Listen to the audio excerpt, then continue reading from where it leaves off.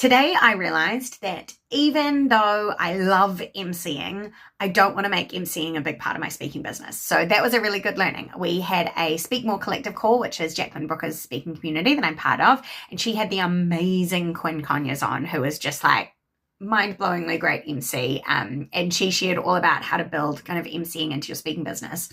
But and to be honest, to start with, I was thinking this is awesome. I love emceeing. Like, it's so fun. It really plays into my enjoyment of kind of improving and just going with the flow. But she then talked about the fact that if you want it to be part of your speaking business, you really need to make it a big part of your speaking business and not have too many things that you're talking about. And I realized I'm already struggling with balancing kind of talking about how we help thought leaders write their best book and then talking about helping people overcome their fear of rejection, which are linked because the people who put off writing their book, often it's because of not wanting to put out something that people aren't going to read or that people aren't going to like. But they're still, they're different pain points, they're different audiences in many ways sometimes.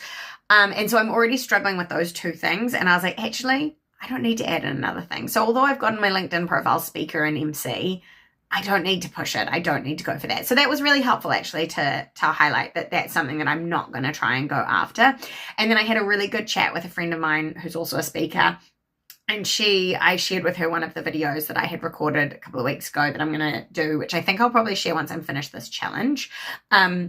And she challenged me to think about like, what's my call to action on those videos? And so I was like, oh, I could easily make like a little screen with a, book a time to chat with me or something along those lines at the end of those. So that was a good little idea as well to make those more effective potentially, not on all of them, but on the ones that are more specific to what I'm doing and what I'm speaking about, as opposed to just sharing my ideas. So yeah, so that was really helpful. And then had lots to do on the book business as well. Have to finish off a line edit for a client. So lots going on, but some good kind of realizations or learnings. So yeah, see you tomorrow.